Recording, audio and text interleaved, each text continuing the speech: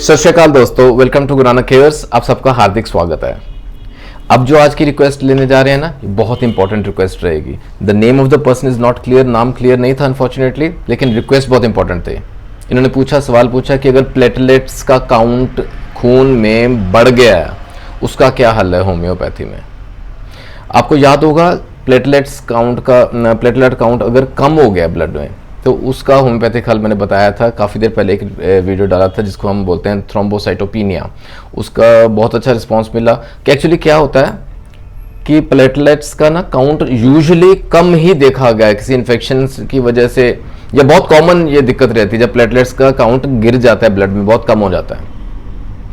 लेकिन platelet count अगर बढ़ता है ना, पहली बात तो this is a rare condition, इतना कॉमन नहीं है, शायद इसलिए आपको यूट्यूब पे या गूगल पे सर्च करें तो इतना ज़्यादा आपको इन्फॉर्मेशन नहीं मिलेगी, क्योंकि it is not common, it is a rare thing. ठीक है, लेकिन ये एक पॉसिबिलिटी है। ऐसा अगर हो तो क्या करें, थोड़े से बेसिक्स समझ लें before you come to the point. Basics भी बहुत ईजी हैं। क्या है कि हमारे ब्लड के अंदर basically there are 3 types of cells, the red blood cells, white blood cells and the platelets. ठीक है, प्लेटलेट्स जो हैं ये बहुत इंपॉर्टेंट फंक्शन परफॉर्म करते हैं, और वो है ब्लड क्लॉटिंग का।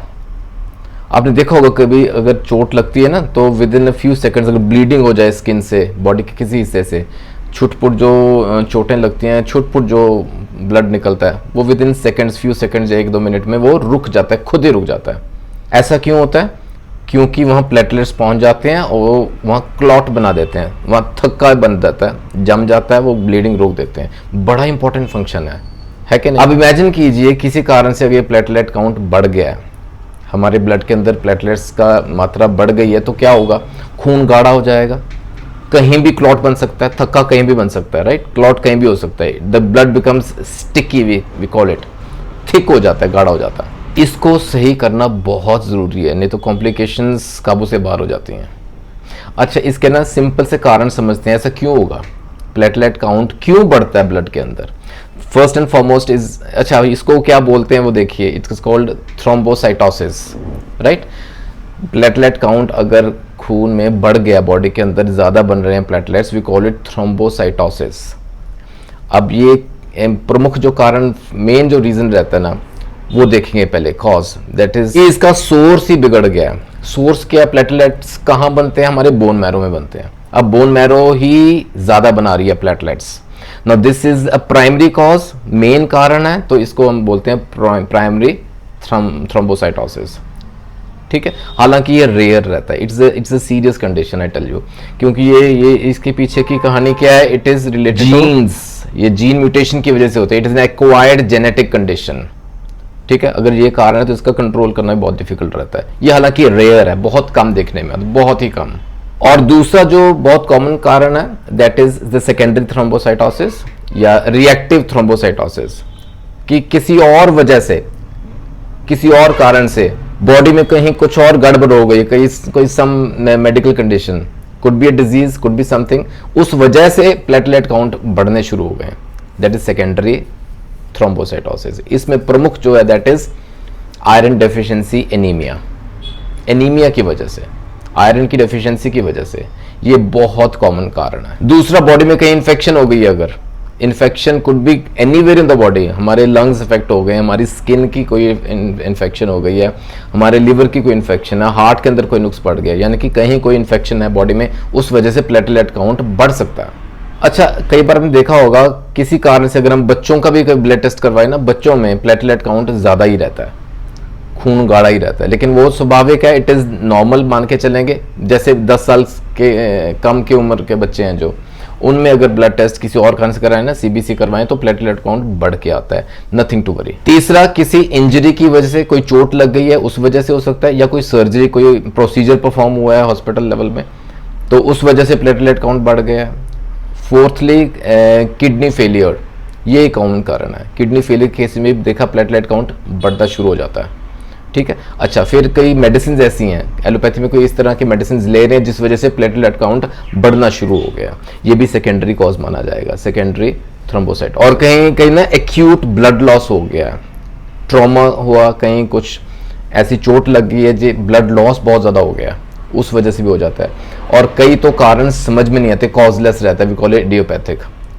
जो कारण ट्रेस आउट ना हो, कोई कॉज समझ में ना आए, राइट, वो भी ऐसा। अच्छा, कई बार ना कोई क्रॉनिक इन्फ्लेमेशन है बॉडी के अंदर, क्रॉनिक ही हो गई है, यानी बहुत पुरानी इन्फ्लेमेशन जो है जा ही नहीं रही, जैसे ऑटो इम्यून डिजीज में होता है, जैसे रूमेटॉइड आर्थराइटिस के केस में होता है, ऐसे कई केसेस में भी प्लेटलेट काउंट बढ़ सकता है। और कई बार हम खुद से B12 डिफिशियंसी के जैसे कोई सप्लीमेंट्स ले रहे हैं, B12 के ट्रीटमेंट के दौरान भी प्लेटलेट काउंट बढ़ सकता है, थोड़े चौकन्ने रहे हैं।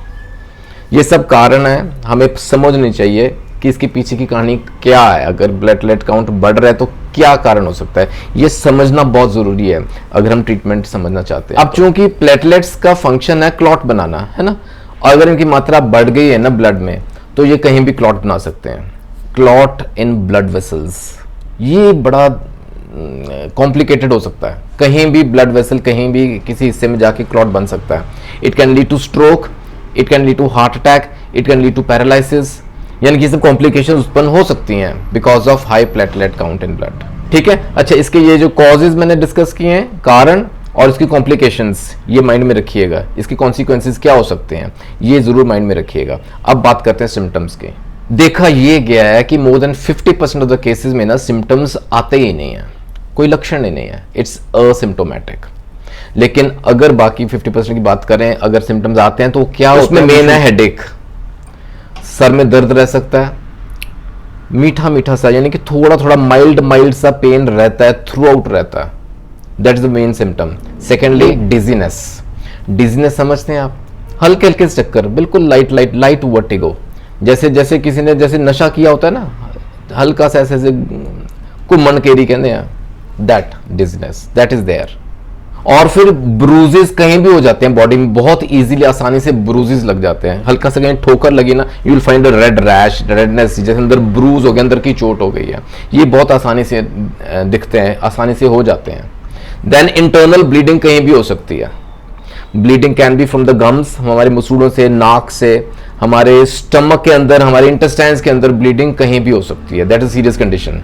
ठीक है, तो ये दो तीन चीजें हमारे समझ में होनी जरूरी है अगर हम ट्रीटमेंट की बात करें। होम्योपैथी में ना ये दो चीजों की समझ होनी जरूरी है। अगर रेमेडीज की बात करनी है, ट्रीटमेंट की बात करनी है ना, तो will start the 2-pronged strategy, 2-pronged plan देख लें कि एक तो माइंड में रखेंगे कारण, द कॉजेज जिस वजह से ये हो रहा है, प्लेटलेट काउंट बढ़ रहा है, दूसरा सिम्टम्स के आधार पे, और अगर असिम्टोमेटिक है, कोई सिम्टम्स ही नहीं है, लक्षण ही नहीं है, तो हमें वैसे ही जैसे बाय चांस या सेकेंडरीली हमें पता चला कि प्लेटलेट्स बढ़ गए हैं, हमने रूटीन ब्लड टेस्ट करवाए या किसी और कारण से हमने CBC करवाया, सिंपल टेस्ट रहता है इसका, कंप्लीट ब्लड काउंट, तो उसके अंदर पता चला कि प्लेटलेट्स बढ़ गए हैं लेकिन सिम्टम्स नहीं है, तो ऐसे केस में क्या करेंगे?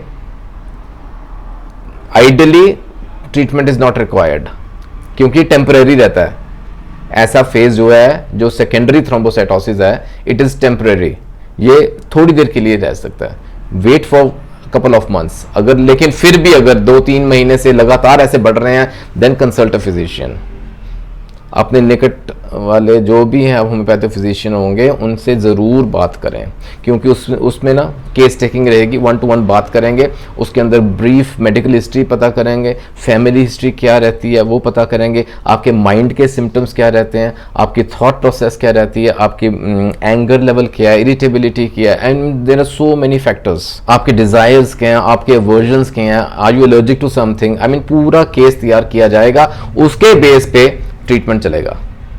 और अगर सिम्टम्स हैं तो मैंने बताया कॉज कारण कुछ भी, जैसे आयरन डेफिशिएंसी एनीमिया, तो उसके अंदर हमें फेरम फॉस्फोरिकम जरूर ऐड करनी पड़ेगी साथ में, to improve the haemoglobin level, to improve the iron content अगर आयरन डेफिशिएंसी रह रही है।